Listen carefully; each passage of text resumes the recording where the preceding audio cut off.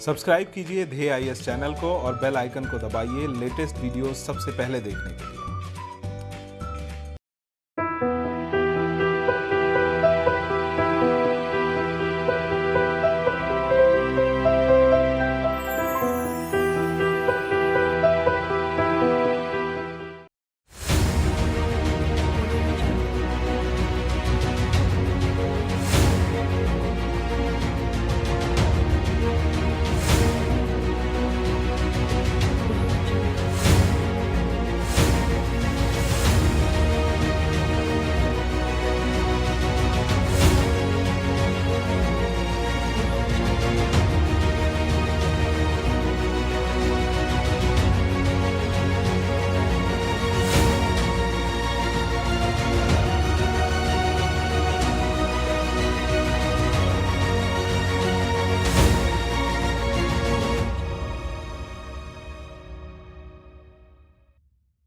नमस्कार, मैं सुनील वर्मा ध्येय आईएएस टीम की ओर से आपका स्वागत करता हूं ध्येय टीवी पर। हम बात करेंगे डेली करंट अफेयर्स के अपने प्रोग्राम पर, जैसा कि हम प्रतिदिन करते आए हैं। आज के वीडियो में मैं 2 टॉपिक कवर कर रहा हूं। पहला जो टॉपिक है, इसमें हम बात करेंगे असम समझौते की धारा 6 पर। देखेंगे असम समझौता क्या है, उसकी धारा 6 क्या है, इस समय ऐसा क्या हुआ है कि ये फिर से चर्चा में आ गया है और कौन कौन से अपडेट आए हैं उसको हम डिस्कस करेंगे। वहीं जो दूसरी खबर है उसमें हम बात करेंगे कन्वेंशन 182 पर। देखेंगे कन्वेंशन 182 क्या है और इस समय क्यों चर्चा में बना हुआ है। आइए इन्हीं दोनों खबरों को एक एक करके विश्लेषित करते हैं। सबसे पहले हम बात करेंगे असम समझौते की धारा 6 पर। आपकी स्क्रीन पर देखिए एक मैप दिखाई दे रहा है जो कि असम का है। आप इससे परिचित हैं। अपना एक प्यारा सा राज्य है जो कि इस समय बाढ़ की चुनौती का सामना कर रहा है। काफ़ी भीषण बाढ़ हर साल यहाँ पर आती है, लेकिन यही है कि पॉलिटिकल विल पावर कमज़ोर होने की वजह से यह राज्य हमेशा उपेक्षित रहा है। खैर, आगे हम उस पर बात करेंगे। असम या आसाम उत्तर पूर्व भारत का एक महत्वपूर्ण राज्य है। इसके उत्तर में अरुणाचल प्रदेश, पूर्व में नागालैंड तथा मणिपुर, दक्षिण में मिजोरम तथा मेघालय और पश्चिम में आपको बांग्लादेश दिखाई देगा। ये असम राज्य में पहले मणिपुर को छोड़कर बांग्लादेश के पूर्व में जो भी क्षेत्र है सभी कुछ इसमें शामिल था। अर्थात जो असम वाला क्षेत्र है ये इसका विस्तार काफ़ी ज़्यादा था। धीरे धीरे क्या हुआ, जब जनजातीय मुद्दे आए, राजनीतिक मुद्दे उठे, तो उनके समाधान के रूप में इसका विभाजन चालू हुआ और आज देखेंगे कि नॉर्थ ईस्ट के जो राज्य हैं वह कहीं ना कहीं असम के भाग रहे हैं। खैर, वर्ष 1971 का जो समय है एक काफ़ी बड़ी टाइमलाइन है और यहाँ से एक असम की जो प्रॉब्लम है माइग्रेशन की वो प्रारंभ होती है। हालांकि उससे पहले से भी है, लेकिन 1971 का ये जो समय है ये काफ़ी बड़ी टाइमलाइन है। वर्ष 1971 में जब पूर्वी पाकिस्तान, जो कि वर्तमान समय का बांग्लादेश है, यह तो पूर्वी पाकिस्तान के खिलाफ जब पाकिस्तान की सेना हिंसक कार्रवाई कर रही थी, तो वहाँ से लोग जान बचाने के लिए लगभग 10 लाख लोगों ने भागकर असम में शरण ली और भारत ने भी इनको आने इस वजह से दिया क्योंकि पाकिस्तान अर्थात जो पश्चिमी पाकिस्तान है उसकी तानाशाही एकदम चरम पर थी और हर तरह से बांग्लादेश में हो रहे किसी भी आवाज़ को, किसी भी प्रतिरोध को दबाने पर उतारू था और इसमें कई निर्दोष लोग मारे जा रहे थे, इसलिए भारत ने भी इनको आने दिया।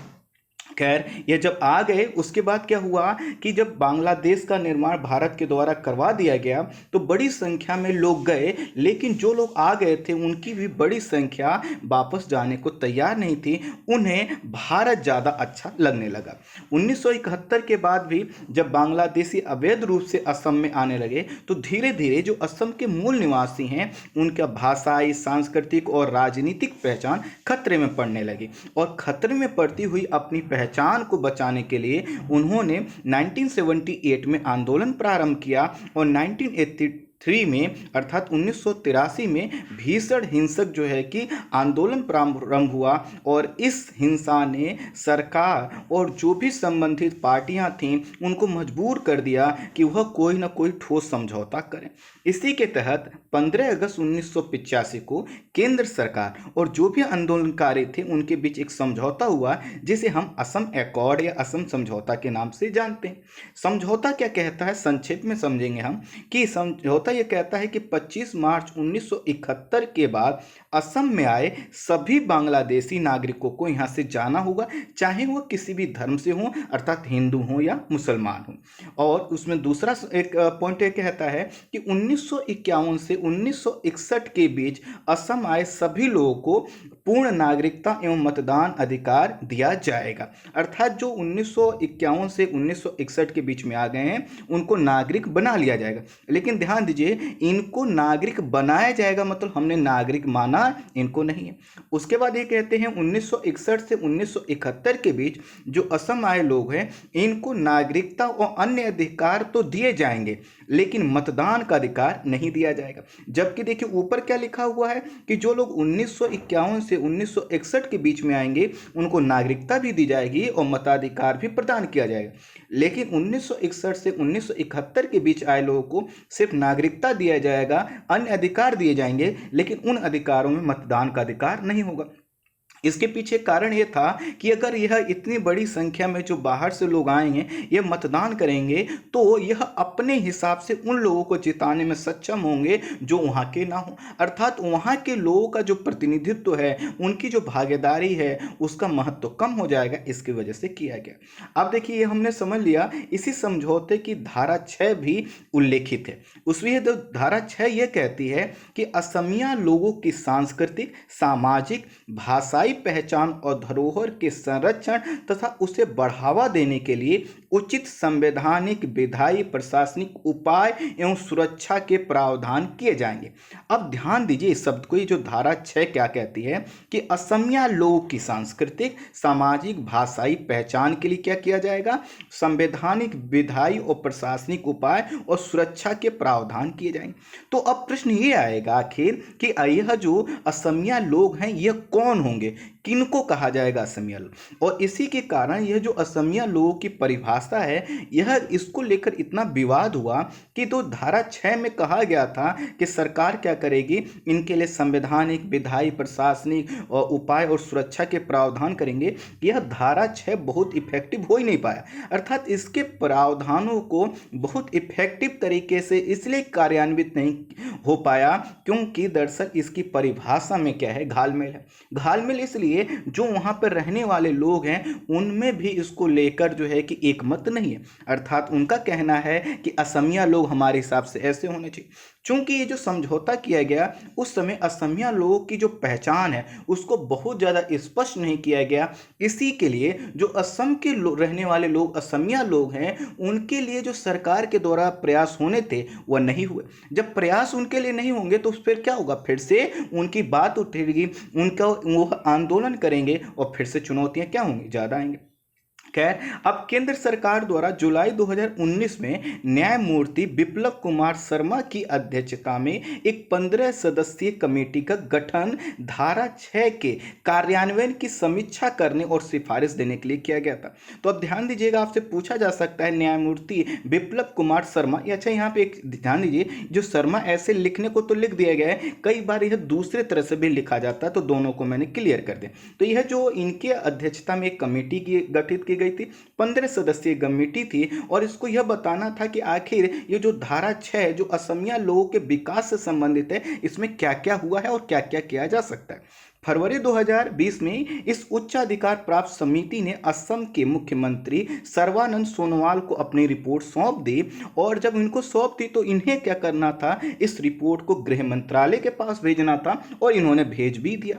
अब जो इसमें क्या होना था कि केंद्र सरकार राज्य सरकारों से बात विचार करके इसमें डिसीजन लेती कि आखिर धारा 6 जो असम समझौते की नींव है उसको कैसे इंप्लीमेंट किया जाए जिससे असम के लोगों का विकास ज़्यादा हो, उनको ज़्यादा प्रतिनिधित्व मिले और उनके अंदर जो असंतोष है या जो विकास की प्रक्रिया में पीछे रह गए उनको मुख्य धारा में लाया जाए।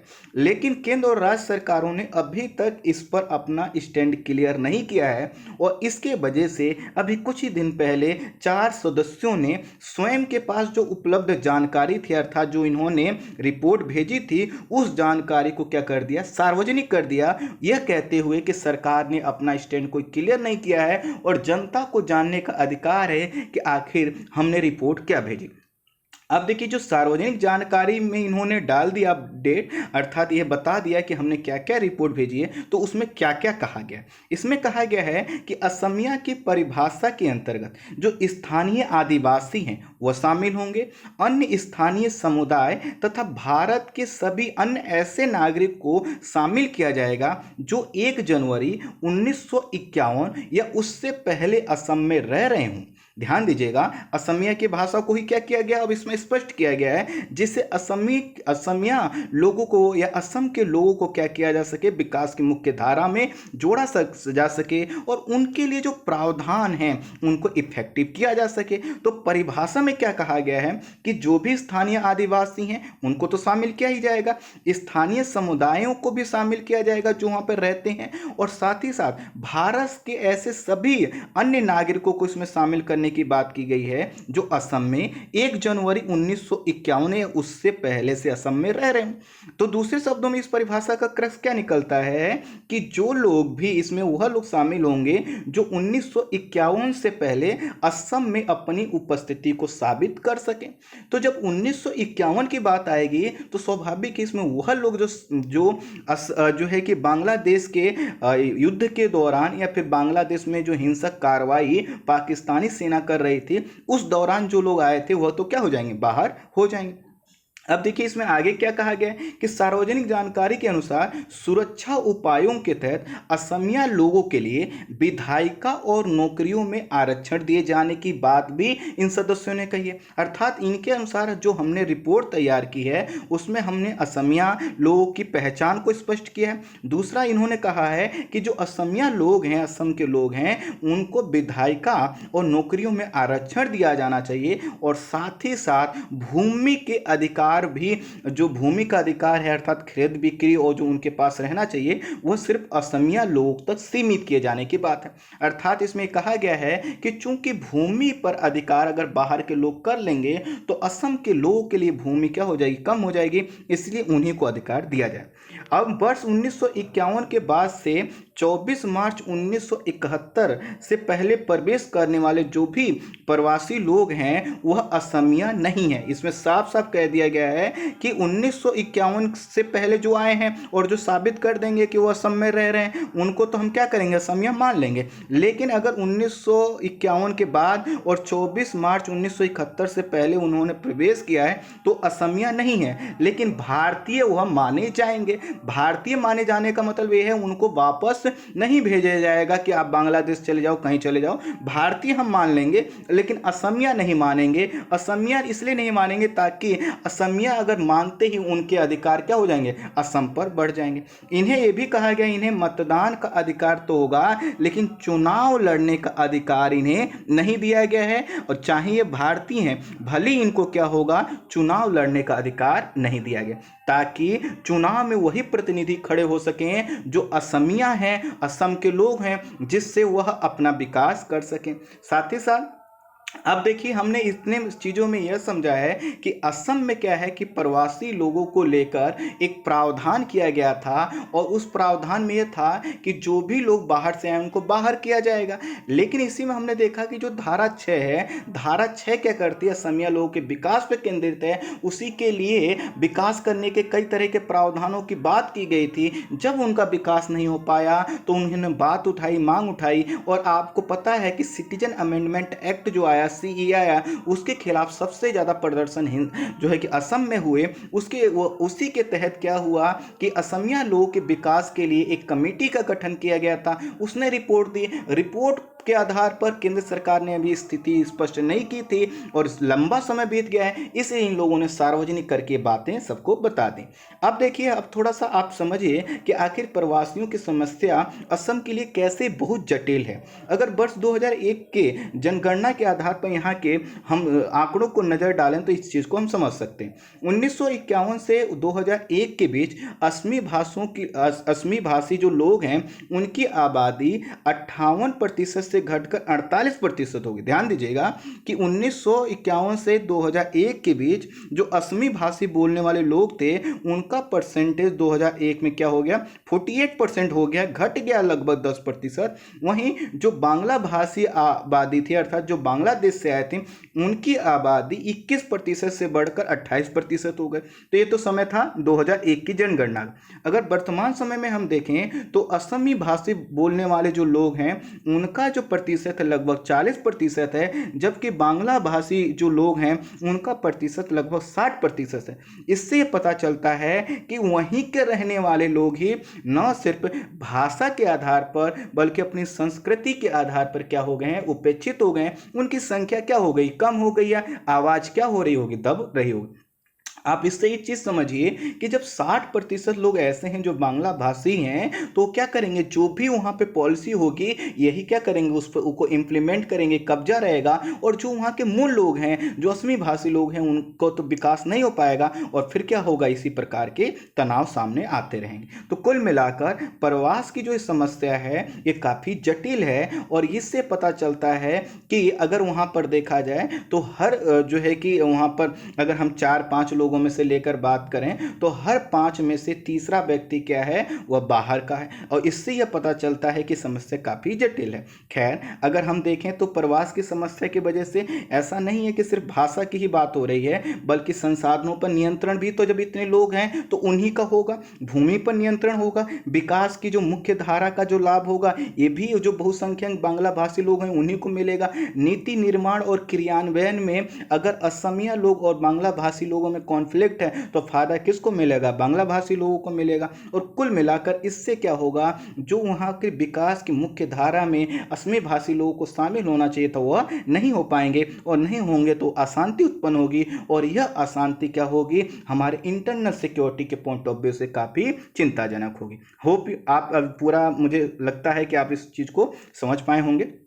अब बात करते हैं कन्वेंशन 182।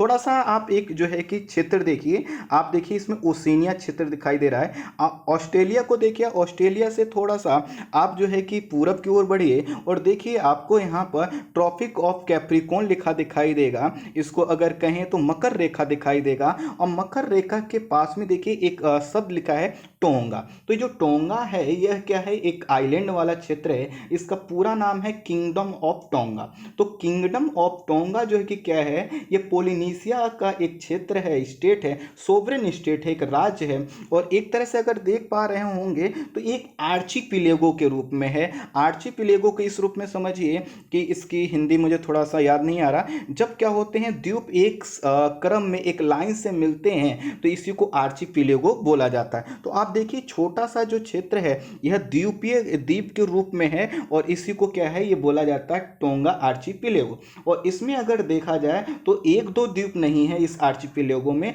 169 आर्चिपिलेगो हैं, जो अर्थात आइलैंड हैं। एक आर्चिपिलेगो जो है टोंगा, इसमें 169 आइलैंड है, जिसमें से 36 पर मात्र 36 पर ही क्या है, मानवीय आवास है। और अगर टोटल इसका सरफेस केवल भूमि वाला एरिया देखेंगे तो लगभग 750 स्क्वायर किलोमीटर का दिखाई देगा। एक द्वीपीय देश है। कुल मिलाकर यह, इससे हमने बस इतना समझा है कि आखिर इसकी लोकेशन क्या है, इसका महत्व क्या है। अब यह जो क्षेत्र आप देख पा रहे हैं साउथ पैसिफिक ओशन आप देख पा रहे होंगे, उत्तर में क्या होगा, नॉर्थ पैसिफिक ओशन क्षेत्र होगा, तो प्रशांत महासागर में यह है। थोड़ा सा वर्कआउट आप कीजिएगा, मुझे ये बताइएगा कि आखिर यह जो टोंगा है, टोंगा की करेंसी क्या है और इसकी जो राजधानी है वह क्या है, आप मुझे कमेंट बॉक्स में बताइए।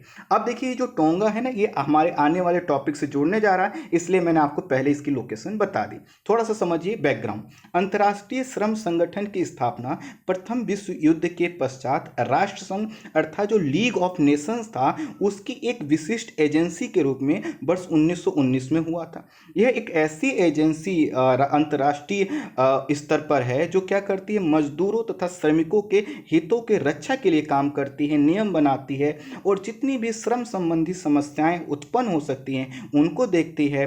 कार्य के अवसर जैसे महत्वपूर्ण मुद्दों पर देशों के बीच सहमति बनाने का प्रयास करती है, जिससे सभी को एक एक उपयुक्त रोजगार मिल सके और ऐसा रोजगार मिल सके जिसमें वह अपना विकास कर सके। तो कुल मिलाकर इंटरनेशनल लेबर ऑर्गेनाइजेशन एक महत्वपूर्ण संगठन है जो लेबर के मुद्दों पर क्या करती है, काम करती है। वर्तमान समय में इसके सदस्य देशों की संख्या 187 है, जिसमें से कुक आइलैंड ऐसा सदस्य है जो संयुक्त राष्ट्र का सदस्य नहीं है। कुल मिलाकर 186 जो सदस्य देश हैं इसके, वो संयुक्त राष्ट्र के भी सदस्य हैं, लेकिन जो कुक आइलैंड वाला क्षेत्र है वो संयुक्त राष्ट्र का सदस्य नहीं है। तो अब मुझे थोड़ा सा एक प्रश्न और बताइएगा, आखिर कुक आइलैंड कहां पर है, और ये आपके लिए काफी इंपॉर्टेंट है। तो ध्यान दीजिएगा, दो प्रश्नों का जवाब देना है, एक टोंगा के संदर्भ में, एक कुक आइलैंड के संदर्भ में। अब देखिए, जो लीग ऑफ नेशंस है, जब यह क्या हुआ, समाप्त हुआ, इसकी भूमिका समाप्त होने लगी, तो हम लोगों ने एक संगठन का निर्माण किया जिसका नाम है संयुक्त राष्ट्र अर्थात यूनाइटेड नेशन। और यूनाइटेड नेशन जब बना तो जो पहले से बना हुआ था इंटरनेशनल लेबर ऑर्गेनाइजेशन, वह क्या हो गया, संयुक्त राष्ट्र का ही भाग बन गया। और इस तरह से 1946 में ILO पहला संगठन था जो संयुक्त राष्ट्र में एक स्पेशलाइज एजेंसी के तौर पर शामिल हुआ। स्पेशलाइजेशन इसको किसमें था कि इसको क्या करना है, लेबर वर्क पर कार्य करना है, लेबर नियमों पर काम करना है। अगर आप देख पा रहे होंगे तो 1946 का जो समय है, 1946 का जो समय है, यह वह समय है जब आपको एक जो है कि एक द्वंद्व दिखाई देगा, साम्यवाद और पूंजीवाद का। खैर, इस चीज को आप जोड़ सकते हैं, ज्यादा मैं इसको डायमेंशन में लेकर जाऊंगा तो हो सकता है कुछ लोगों को दिक्कत हो। खैर, इसका जो सचिवालय है या मुख्यालय है वो स्विट्जरलैंड के जिनेवा में है। यह अपने कार्य संचालन और नीति निर्माण में सरकार को भी शामिल करती है, अर्थात सदस्य देशों को भी शामिल करती है, उनके नियोक्ता अर्थात जो कंपनी चलाते हैं ऐसे लोगों को भी शामिल करती है, और मजदूर वर्ग का भी प्रतिनिधित्व करती है। इसका उद्देश्य ये होता है कि मान लीजिए जितने सदस्य देश हैं, सरकारें हैं, सब जुड़ जाएं, जितने नियोक्ता हैं अर्थात जो लोग भी रोजगार देते हैं उन तक सरकार के माध्यम से यह क्या कर लें, पहुंच बना लें। जैसे भारत में जितने नियोक्ता हैं वो भारत सरकार के अधीन क्या कर रहे हो, काम कर रहे हो, तो ये नियोक्ता को जोड़ता है और सभी मजदूरों को भी क्या करते हैं, यह जोड़ने का प्रयास करते हैं। तो इस तरह से अगर हम समझें तो यह क्या करते हैं, जो भी नियम बनाएंगे उसमें सरकारों की भी बात सुनेंगे, जो रोजगार देने वाले नियोक्ता हैं उनकी भी बात सुनेंगे। कैसे सुनेंगे, जैसे भारत के नियोक्ताओं के संदर्भ में कहेंगे कि आप भारत सरकार को इस संदर्भ में अपनी राय दीजिए, वह देंगे, नियोक्ताओं की बात भी सुनी जाएगी और मजदूर वर्ग जो हैं उनकी भी बात सुनी जाएगी, और फिर उसके बाद क्या करते हैं, नियम बनाते हैं, कानून बनाते हैं। इससे ये क्या होता है कि जब सभी लोग बातचीत में शामिल हो जाते हैं तो जो भी नियम बनते हैं वो काफी प्रभावी होते हैं। विभिन्न वर्गों के बीच शांति स्थापित करने के लिए, मजदूरों के मुद्दों को देखने के लिए और सभी राष्ट्रों को विकसित राष्ट्र बनाने के लिए, उसमें मजदूरों का जो योगदान है उसको बढ़ाने के लिए और सभी मजदूर वर्ग को तकनीकी सहायता प्रदान करने के लिए, देशों को तकनीकी सहायता प्रदान करने के लिए वर्ष 1969 में इसे शांति के नोबेल पुरस्कार से सम्मानित किया जा चुका है। कुल मिलाकर काफी प्रतिष्ठित संगठन।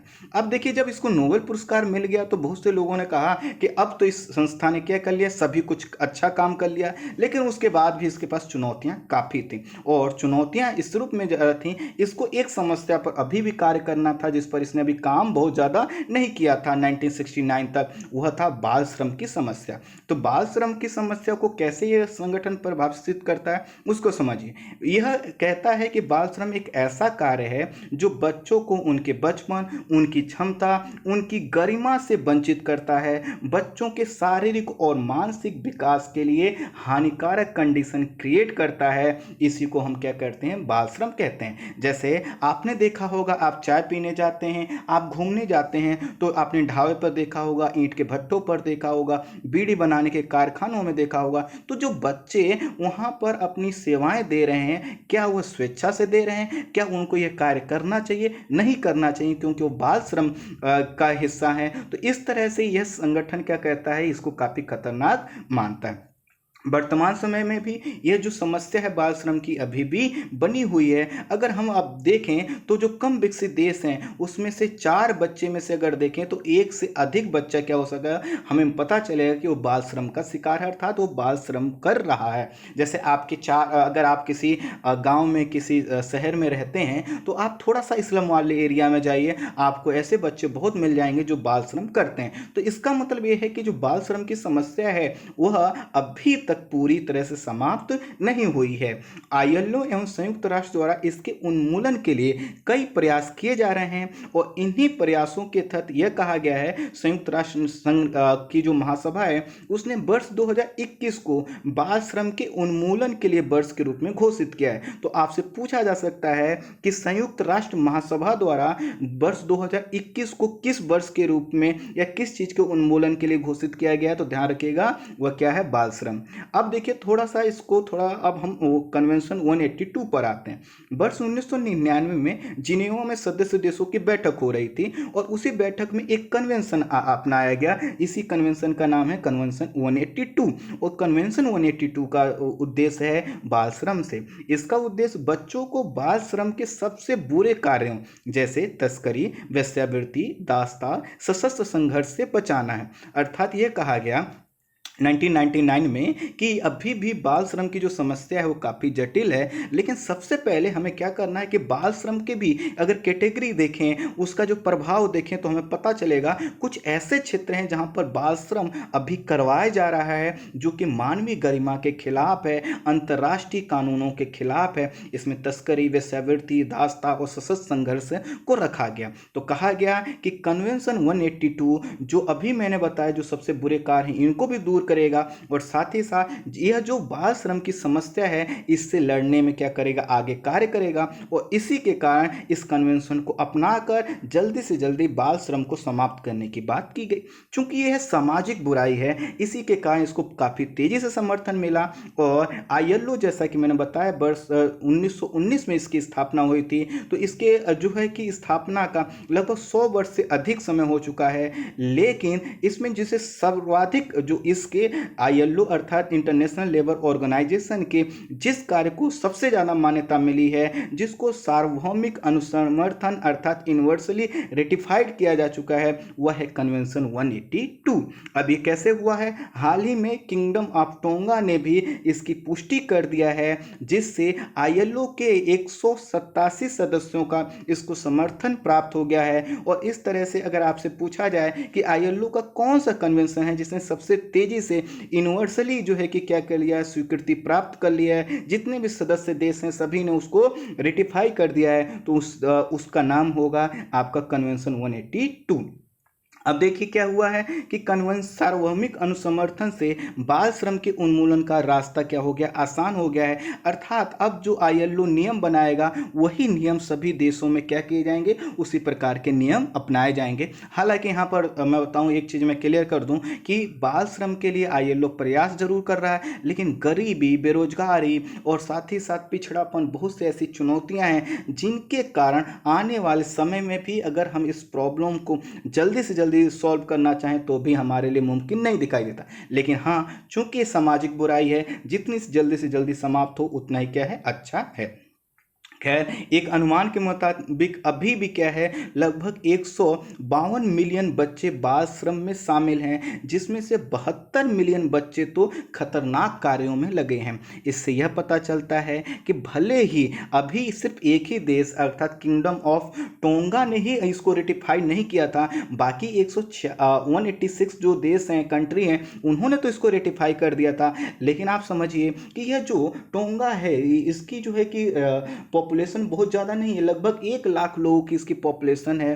तो इससे पहले अगर 186 जिन कंट्रीज ने इसको रेटिफाई किया था, क्या उन्होंने इस कन्वेंशन को पूरी तरह से लागू किया है? नहीं किया। इसी के कारण क्या है, लगभग 152 मिलियन बच्चे क्या है, बाल श्रम का भी शिकार हैं। 72 मिलियन बच्चे तो खतरनाक कार्यों में लगे हैं। और आपको पता है कोविड-19 के कारण जिस तरह का रिसेशन, जिस तरह का इकोनॉमिक स्लो डाउन पूरे हर देश में, हर जो है कि राज्य में फैल रहा है, इसकी वजह से जो बाल श्रम की उन्मूलन की प्रक्रिया है ये भी क्या हो सकती है, बाधित हो सकती है। तो कई लोगों ने कहा है कि इंटरनेशनल लेबर ऑर्गेनाइजेशन को यहाँ पे एक चीज ध्यान देना चाहिए, वह यह है कि रेटिफाई करना ही सिर्फ कुछ नहीं होता।